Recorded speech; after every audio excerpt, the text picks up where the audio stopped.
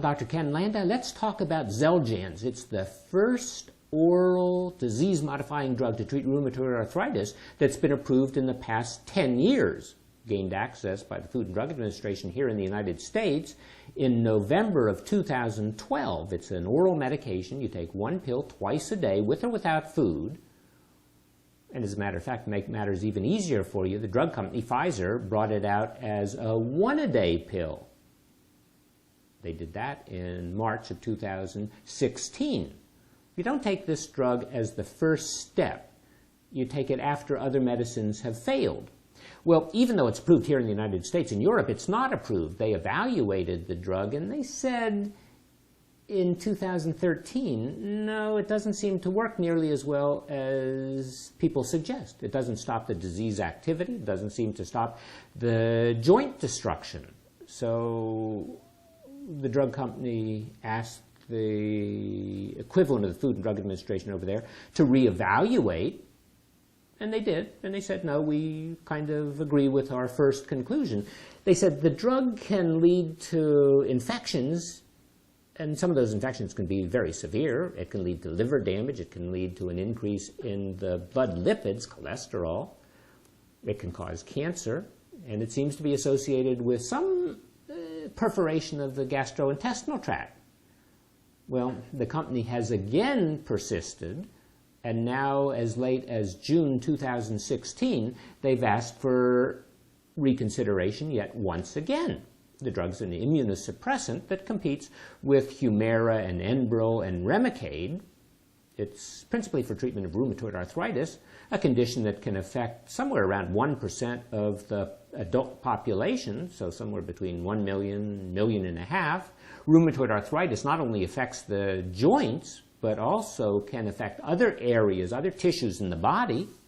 Treatment for rheumatoid arthritis generally starts with a medicine in the aspirin family, a medicine that we call a nonsteroidal anti-inflammatory drug.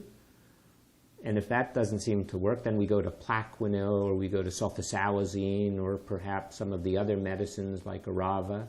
And then if that doesn't work, maybe to some cortisone, and then typically to methotrexate, or one of the newer biologic medicines that we call TNF inhibitors. Those are the drugs like Humira and Enbrel and Remicade. Well, frequently you have to take multiple medicines. So one medicine oftentimes isn't enough to treat rheumatoid arthritis. We know that the medicine Xeljanz is associated with a number of side effects. Some of them are minor inconveniences, and some of them are quite important and may be life-threatening.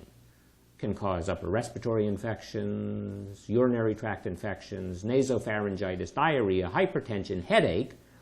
It can cause an increase in the bad cholesterol. It can show signs of liver toxicity when we do the blood test. It can decrease the important blood cells, the white blood cells that help fight infection. And as a matter of fact, if you're going to take the drug, you have to get a TB test before you do, and then once a year thereafter. But even more importantly, the drug can be associated with certain types of cancer, skin cancer, or lymphoma, or cancer of the solid organs inside your body, tears, as they discovered previously, tears in the stomach or the intestine, especially if you happen to be taking the other kind of medicines that are frequently necessary with rheumatoid arthritis, if you happen to be taking the steroids or the methotrexate, or if you happen to be taking one of the aspirin-like drugs, or if you happen to have diverticulitis. And then we also mentioned that it's associated with severe infections, sometimes lethal infections. They could be the tuberculosis, or could be bacterial infections, viral infections, fungal infections. If you already have a chronic viral disease, then you probably shouldn't take the drug maybe if you have hepatitis B or hepatitis C. As a matter of fact, before they even started the studies, they found that 4 people taking the drug died. The company says, well, only one of them was related to the Xeljanz. Know that within the first 3 months or so of taking the drug, that about 1 person in 5 is going to suffer some sort of an infectious condition. Maybe it'll be a mild condition like the upper respiratory infection, urinary tract infection, but it could be cellulitis, could be pneumonia. And after the drug came out on the market, they found that it increased the reactivation of the chickenpox virus, that's shingles or herpes zoster, especially in Japan. And then they found out that, well, geez, if it's associated with a lot of infections, then we have to be careful. If you happen to be a diabetic, and then because of all of the potential complications, there are certainly all the lawsuits that have come along. The best advice is if you have any kind of unusual symptom, if you have fever or chills or sweating or muscle aches or confusion, shortness of breath, weight loss, you ought to go and see your doctor. The drug works because it's an anti-inflammatory drug, but it costs so much money that the insurance companies say you have to have tried a lot of other medicines before you even get to this drug. And as a matter of fact, it doesn't seem to work any better than the drugs like Humira or the Enbrel or the Remicade.